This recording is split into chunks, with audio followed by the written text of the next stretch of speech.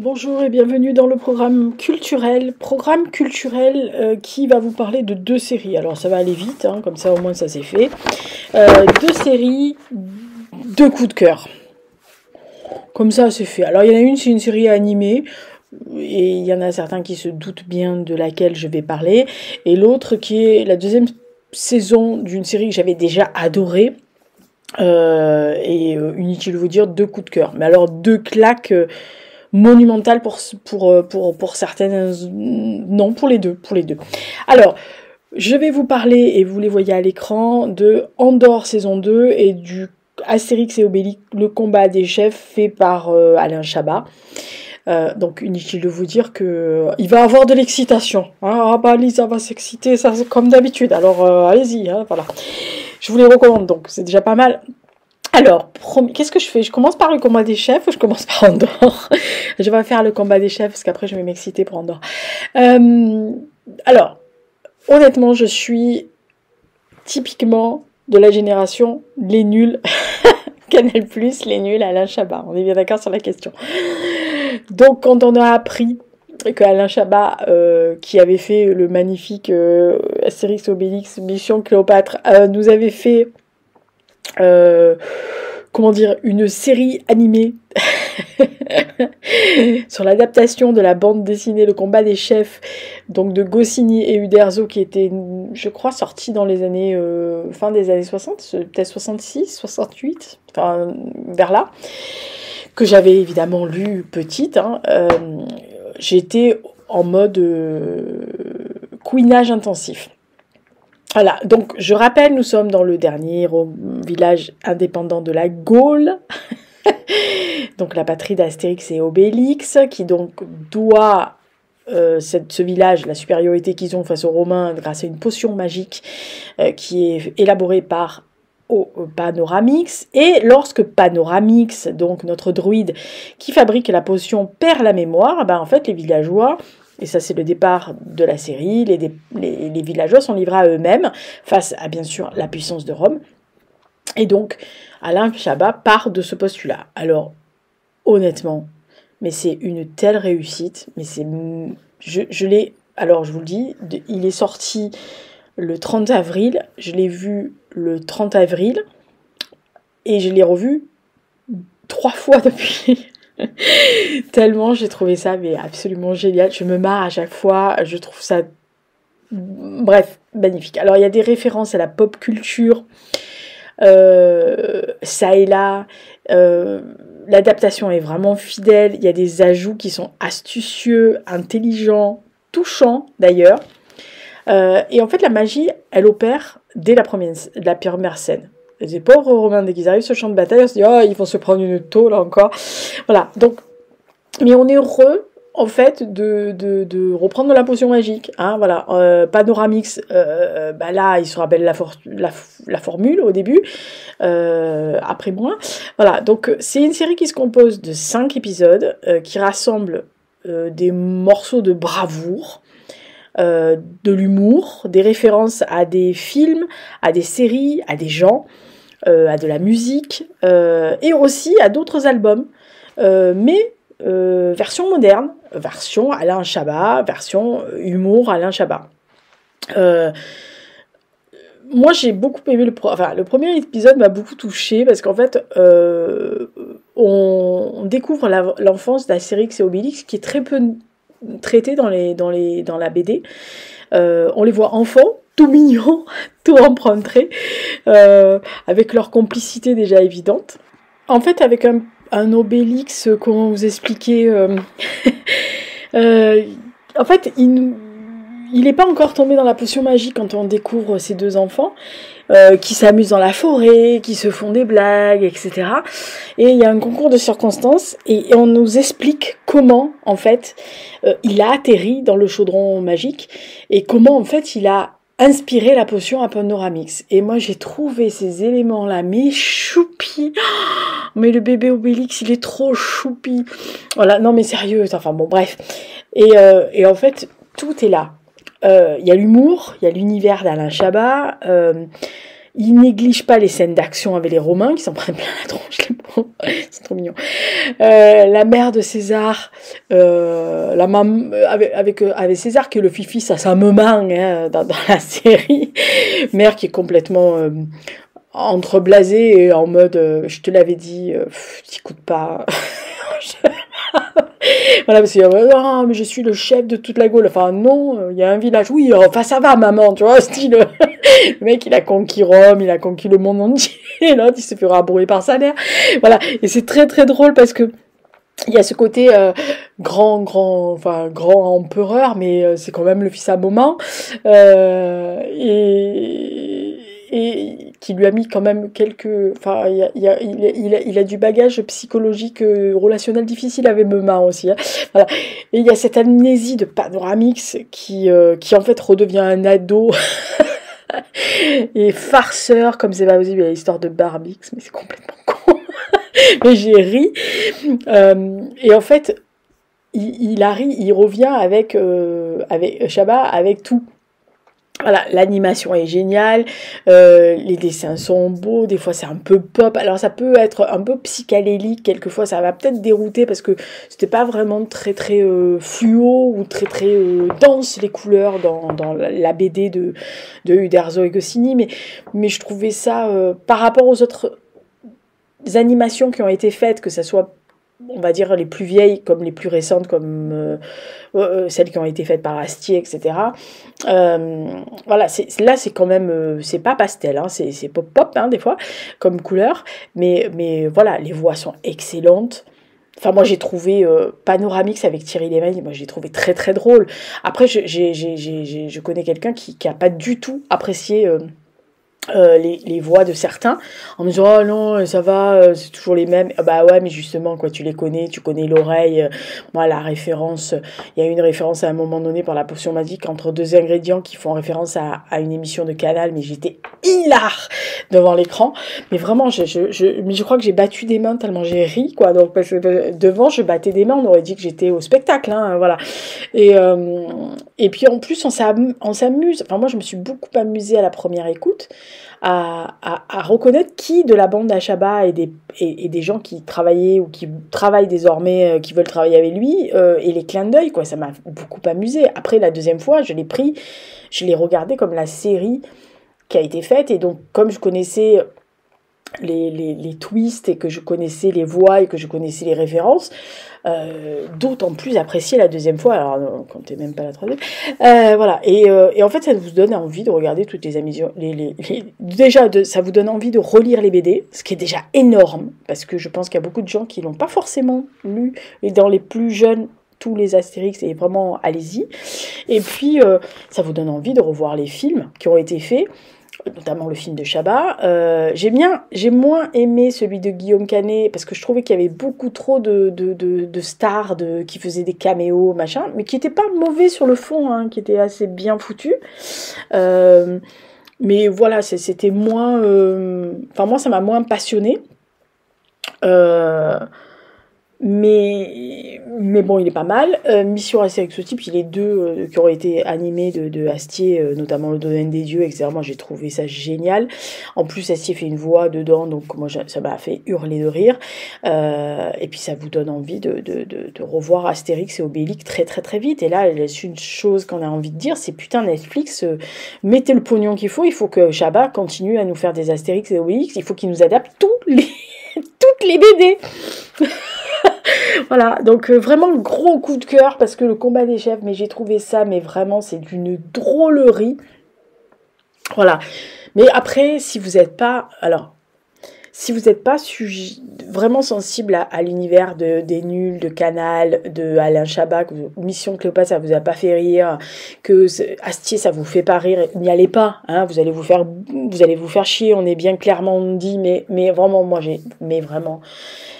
Voilà, j'ai passé un moment merveilleux, je vous dis, je l'ai déjà vu 3 fois, et je pense que les soirs de grand vent, ça va être mon antidépresseur, ce truc. Au lieu de me regarder des trucs machin, alors je pense que je vais regarder ça.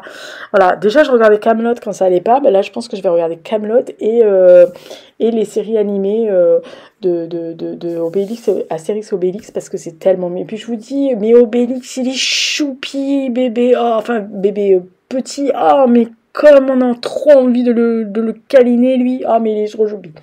Voilà, et en plus quand il rougit à un moment donné, c'est trop mignon. Voilà, donc vraiment, le combat des chefs, donc c'est sur Netflix. Voilà, donc si vous aimez, allez-y. Et donc on finit, et on continue, mais on finit par la deuxième série, coup de cœur absolu, Andor, saison 2. Alors on est, en fait, la saison 2 est partagée en 4 arcs, 4 narrations différentes qui couvrent 4 ans. C'est-à-dire qu'il y a 3 épisodes par année, 3 épisodes qui couvrent une année complète, puisqu'en fait, on est 4 ans avant la bataille de Yavin. Donc, en fait, à l'écran, c'est BBY4, donc bataille de Yavin 4. Donc 4 ans. Donc en fait, on fait 4, 3, 2, 1, puisqu'on doit, à la fin du 12e épisode, on est sur Rogue One. Voilà. Donc vous connaissez mon amour immodéré pour Rogue One. Vraiment, que j'estime être, à part la trilogie originelle et le 2 et le 3, l'épisode 2 et 3, le meilleur Star Wars. Voilà. Donc, non, mais si, à ce niveau-là quand même. Voilà. Donc, il nous avait dit que la saison 2, ce qui avait été dit, hein, la saison 2 devait donc couvrir les 4 années qui séparent donc c'est la saison 1 de Rogue One, ce qui est évident pour qu'on sache qui est Cassian Andor et comment il est arrivé à être ce pilier de la résistance à ce moment-là de Andor, de Rogue One. Et donc, les 3 premiers épisodes, les 4 arcs, vont crescendo. Alors, la saison 1, c'était pareil. Les 2-3 premiers épisodes, ça posait la situation, ça posait les endroits, les planètes, les gens, leur caractère, ce qu'ils allaient faire. Et vous arriviez à la fin de la saison 1, mais véritablement sur les rotules, parce que plus la saison avançait, plus ils vous en mettaient plein la gueule. Alors, il n'y a pas de sabre laser, il n'y a pas de bataille intergalactique, voilà, il n'y a pas ce qu'on imagine dans les trucs Star Wars, mais c'est un Star Wars humain, on va dire, version humaine, même s'il y a des aliens et il y a des robots, mais je veux dire, vous voyez, et déjà la saison 1, la fin, moi j'ai fini véritablement entre larmes et angoisse, entre envie de le voir la saison 2 tout de suite, etc., enfin vraiment, et là, les 3 premiers épisodes, donc de la première partie, donc 4 ans avant la bataille de Yavin, ça pose les personnages de la saison 1. C'est-à-dire qu'ils les reprennent un an plus tard que la saison 1, avec leur évolution. Ce qu'ils ont fait, les missions, donc notamment Cassian Andor, qu'on voit, on comprend qu'il a effectué des missions pour Luthen, qui c'est le début, c'est l'embryon de la résistance qui commence à naître. Et donc, on va suivre les différents protagonistes qu'on avait vus dans la saison 1, dans leurs espoirs, alors soit de contrer l'avènement de l'Empire, donc de Palpatine et du système dictatorial, soit ceux qui veulent renforcer le système de l'Empire. On est bien d'accord avec la question. Et le fait que Andor est dans l'univers Star Wars, c'est un pur produit Star Wars. Hein. Il en utilise les codes, mais il n'a pas tout l'apanage, comme je vous disais, de ce qu'on imagine dans Star Wars. Et en fait, il est axé sur l'humain, l'entraide, la résistance, l'ordre, les trahisons et les sacrifices qui vont quand il y a une guerre fratricide, ou en tous les cas, quand il faut lutter pour un idéal auquel on aspire. Et que ça soit d'un côté ou de l'autre, hein, puisque ça soit du côté de la future résistance comme de l'Empire naissant, puisque ça commence à monter sérieusement, on le sent venir, les enjeux sont énormes. Et donc, malheureusement, les missions, les liens, les trahisons, les ambitions et les sacrifices dont je parlais tout à l'heure, ou les actes de bravoure, ils vont être légion des 2 côtés. On est au courant, on le sait. Et chaque personnage que l'on suit, que ce soit des personnages qui passent pour 1 ou 2, 3 épisodes, ou un épisode et qui disparaissent pour une raison X ou Y, chacun montre le lien qu'il a avec l'autre. Alors que ça soit par amour, par ambition aveugle, par intérêt d'arrivisme, par force supérieure, on va dire, ou par idéalisme, chacun est prêt à sacrifier quelque chose pour une cause qu'ils savent être plus grande qu'eux, et pour essayer de ne pas avoir ce temps troublé où l'Empire et donc l'empereur Palpatine ne font que croître et se renforcer, et mettent une main littéralement de fer sur l'ensemble de la galaxie, où il y a quelques éléments qui se disent « Non, mais là, c'est pas possible. » Voilà. Et si on pense à la...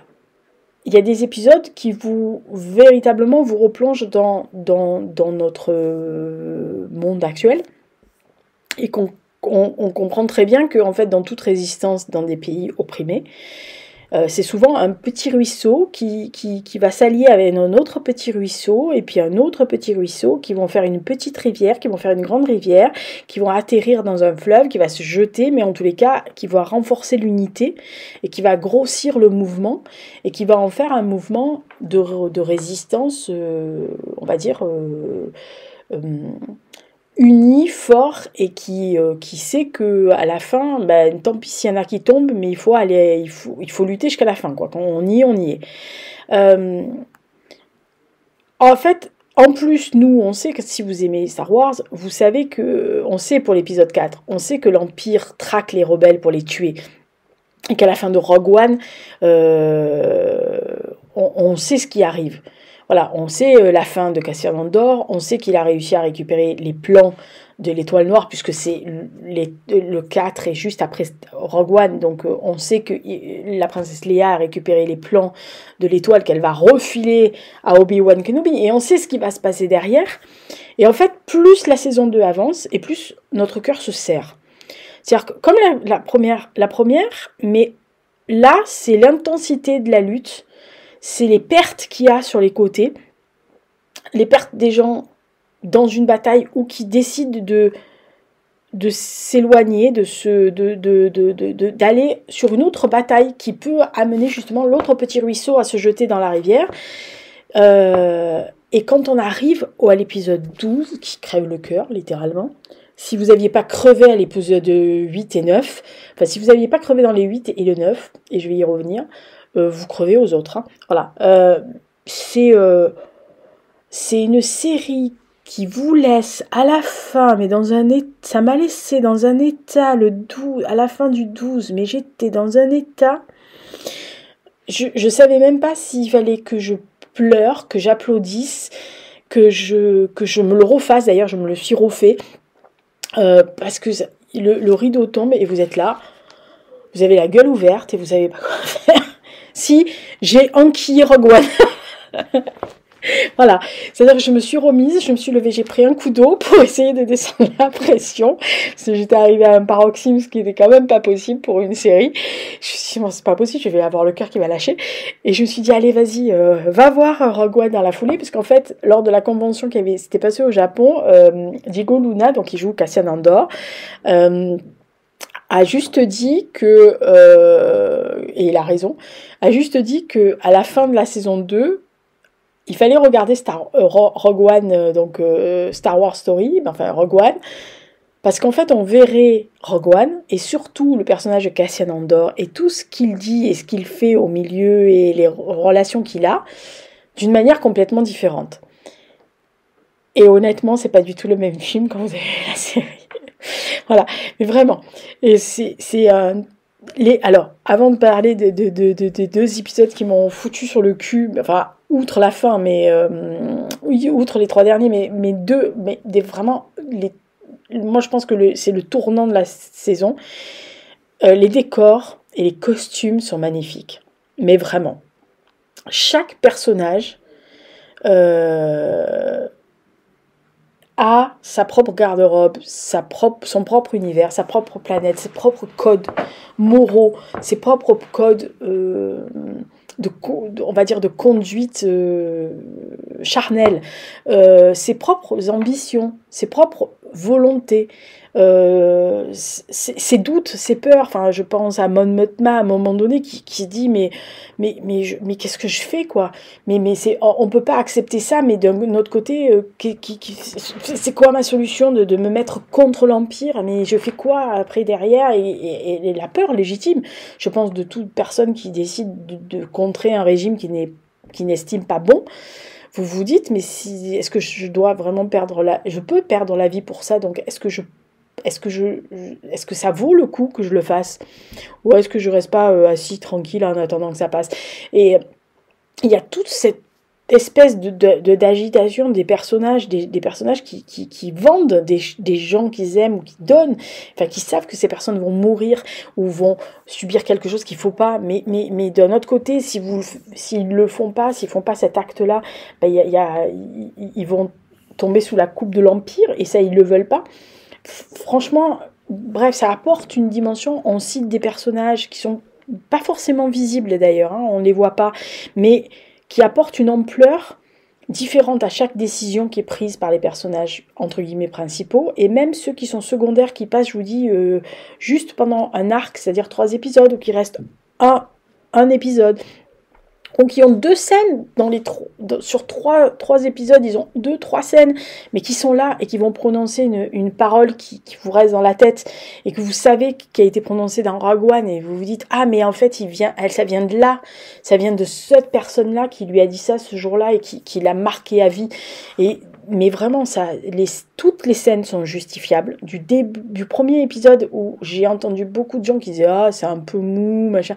Mais non, parce qu'en fait, toutes les scènes, même sans qu'on pense qu'il est insignifiante, tout s'inscrit magnifiquement dans les épisodes qui suivent. Et c'est vraiment du Star Wars mature. Voilà. C'est-à-dire que c'est pas du Star Wars pour amuser les enfants, pour s'amuser avec les droïdes, style Jar Jar Binks qui est complètement crétin dans le 1. Oh, qu'il est con ce personnage. Bon, bref.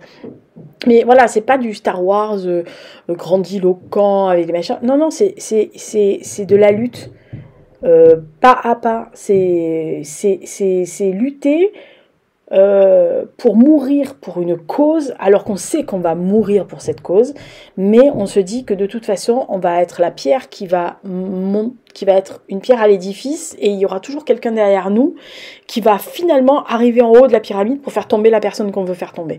Mais vraiment, c'est du grand Star Wars. Mais vraiment. Et c'est les 2 saisons, là maintenant qu'elles sont accessibles au truc, moi cet été, je vais me les retaper les 2 à la suite. Tous les soirs, je vais me voir un épisode, ou 2 épisodes par soir, pour me faire les 2 saisons dans la suite, parce que véritablement, il y a des renvois dans la saison 1 qui vous vous dites, putain, je l'avais vu, mais ça ne m'est pas capté. Et là, vous tombez à l'épisode 12, mais vous vous dites, oh mon Dieu, mais heureusement qu'il n'y en avait pas d'autres, sinon j'allais crever. Voilà. Après, l'arc qui m'a foutu par terre, mais vraiment, c'est les 3 épisodes sur Gorman. On en avait entendu parler, on savait plus ou moins, machin, mais alors le 7 est déjà lourd, mais très beau, mais lourd, mais alors le 8 et le 9.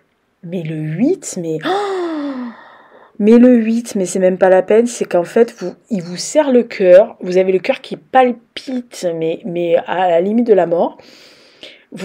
C'est d'une densité, d'une intensité, d'une densité sur 42 minutes, 43 minutes, où vous vous dites, mais putain, mais c'est un massacre. Et vous le voyez arriver, déjà dans le 7, vous voyez arriver le truc. Parce que depuis 2-3 épisodes, on vous en parle de Gorman, on sait ce qui s'est passé. Enfin, on ne sait pas ce qui s'est passé, mais on comprend.